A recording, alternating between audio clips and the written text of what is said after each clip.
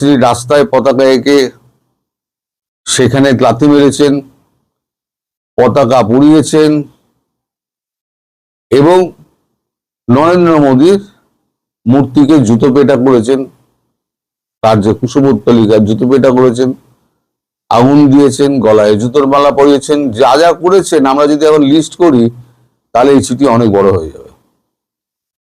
সেই তুলনায় একজন হিন্দু সন্ন্যাসী, তার পতাকাটা একটু বোধহয় উঁচু হয়ে গেছিল, তার জন্য তাকে দেশদ্রোহিতার মামলায় তাকে জেলে পুরে রেখে দিলেন দীর্ঘদিন ধরে। আমরা মৌখিকভাবে কাউন্সিলর অ্যাক্সেস চেয়েছিলাম, কিন্তু কাউন্সিলর অ্যাক্সেস নিয়ে আপনারা এখনো পর্যন্ত কোনো কথা বলেননি।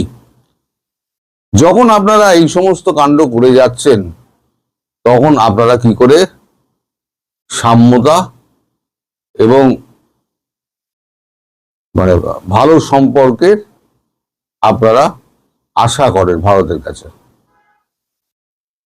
এখন যখন আমাদের ওখানে যখন হিন্দুদের প্রচন্ড রকম মারধর করা হচ্ছিল, সেই সময় ভারত থেকে বাংলাদেশের হিন্দুদের অত্যাচার বন্ধ করার জন্য বহুবার বলা হয়েছে, কিন্তু সেই অত্যাচার কিন্তু ইউনূসের আমলেও কমেনি এবং বিএনপির সরকারের আমলেও কিন্তু একই রকম ঠাড়ে ঠোরে কিন্তু একই রকম। তারা ব্যবসা পত্র করতে পারছে না, অনেকে করে খেতে পারছে না, মালাউন বলে গালাগালি করা হয়। তা সম্প্রতি একটি খবর বেরিয়েছে আমার চোখে পড়েছে, সেই খবরটা আমি আপনাদের একটুখানি 4 লাইন পড়ে শোনাই।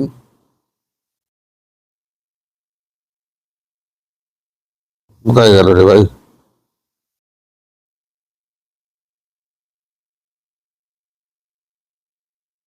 খলিলুর রহমানকে জিজ্ঞাসা করা হয়েছিল যে ভারতের সঙ্গে যে কথাবার্তা হয়েছে পার্লামেন্টে প্রশ্নোত্তর পর্বে, সেখানে কি মানে এখানে তো আসার কথা, এখানে থাকবে না কেন? 1 মিনিট ধরুন দেখি দর্শক। ও আচ্ছা, ভারত বাংলাদেশ ভিসা, ভারতকে ভিসা পরিষেবা পুনর্বহাল করতে হবে। মোদী সরকারের কাছে বাংলাদেশের আবেদন, দ্বিপাক্ষিক সম্পর্ক কি উন্নত হবে?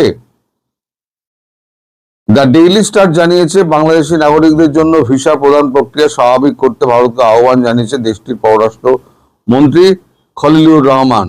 জাতীয় সংসদে শেখ মুজিবুর রহমান ইকবালের এক প্রশ্নের জবাবে তিনি বলেন, আশা করি এ ব্যাপারে শীঘ্রই ইতিবাচক পরিবর্তন দেখা যাবে। দিনের কার্যক্রমের শুরুতে স্পিকার হাফিজ উদ্দিন আহমেদ প্রশ্নোত্তর পর্ব পেশ করেন।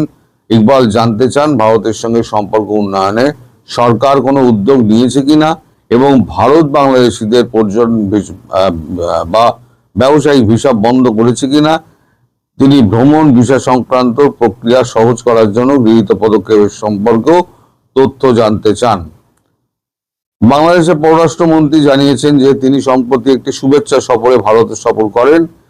সেখানে তিনি ভারতীয় পররাষ্ট্রমন্ত্রী, পেট্রোলিয়াম এবং প্রাকৃতিক গ্যাস মন্ত্রী এবং জাতীয় নিরাপত্তা উপদেষ্টার সঙ্গে আলোচনা করেছেন। তিনি বলেন, বাংলাদেশি নাগরিকদের জন্য ভিসা প্রদান প্রক্রিয়া স্বাভাবিক করার জন্য ভারতকে অনুরোধ করা হয়েছে।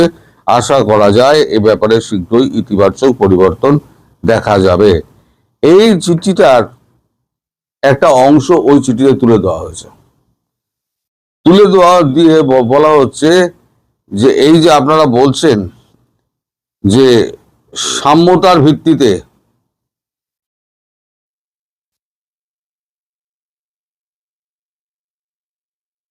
অভিন্ন মূল্যবোধ, ঐতিহাসিক সম্পর্ক এবং শক্তিশালী জনগণের মধ্যে সম্পর্কের সূচনা করা, এই যে লাইনটা আপনারা বলছেন সেই লাইনটা তুলে দেওয়া হয়েছে। তুলে দিয়ে বলা হচ্ছে যে আপনারা একের পর এক হিন্দু নির্যাতন এবং ভারত বিরোধী কথাবার্তা, ভারতকে অপমান, ভারতের জাতীয় পতাকার অপমান, আমাদের দেশ এটা সহ্য করবে না, আমাদের নাগরিকরা সহ্য করবে না। ফলে সম্পর্কের যদি সত্যি উন্নয়ন করতে হয় তাহলে হয় চিন্ময় প্রভুকে মুক্তি দিয়ে একটা দৃষ্টান্ত স্থাপন করুন, অথবা কাউন্সিলর অ্যাক্সেস দিন। আপনারা নিজেরাই উকিল হচ্ছেন, নিজেরাই জাজ হচ্ছেন।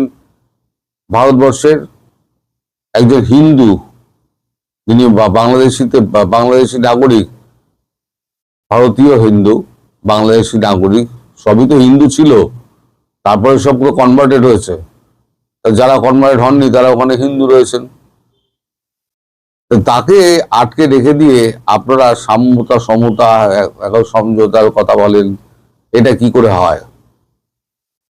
কাউন্সিলর অ্যাক্সেস যদি না দেন অথবা মুক্তি দিয়ে যদি না দেন, তাহলে ভারতবর্ষ কোনো সমঝোতার পথে যাবে না। আর ভিসা আপনাদের কিসের দরকার এত? সারা দিন যে এই যে ভারত বিরোধী কথাবার্তা বলেন, ভারতের সঙ্গে সুসম্পর্কের কথা বলে আবার ভিসার অ্যাপ্লাই করেন কেন? ভারত তো আপনাদের চায় না। এই যে যারা দেশদ্রোহী আছে, ভারত বিরোধী আছে, তাই তো ভারত চায় না। আপনারা ভিসার জন্য এত লাফালাফি করেন কেন?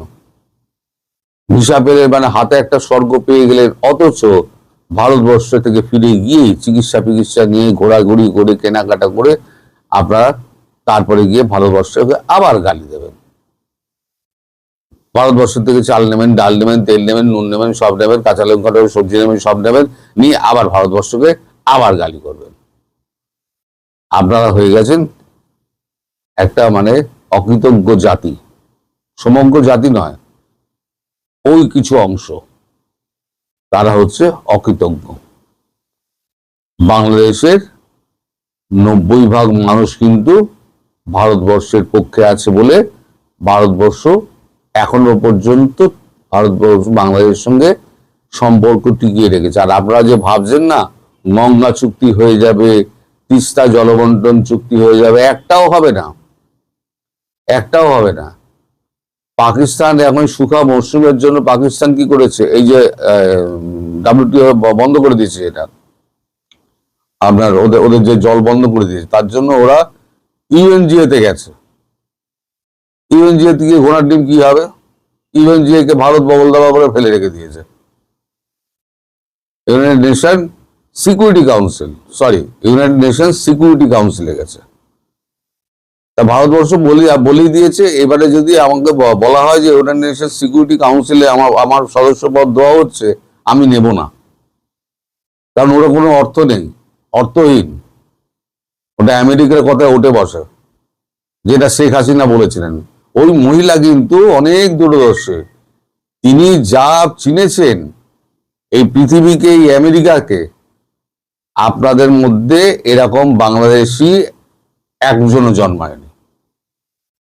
আজ শেখ হাসিনা যদি এই দেশে থাকতেন, তাহলে দেশটার অনেক উন্নতি হয়েছে। কত দূরদর্শী ছিলেন। ওই পরমাণু চুল্লি তখন উনি করেছিলেন, তখন আপনারা কত বিরোধিতা করেছিলেন পরিবেশ নষ্ট হয়ে যাবে বলে। আপনারাই তো বিরোধিতা করেছেন। আজকে ধেই ধেই ধেই ধেই ধেই ধেই ধেই ধেই করে নাচছেন কি না, আমাদের পরমাণু চুল্লিতে একেবারে নিউক্লিয়ার হয়ে গেছে, এবার আমরা বিদ্যুৎ পাবো 60 বছরের জন্য, আমরা নিশ্চিন্ত। এটা ভেবেছিলেন উনি কত আগে।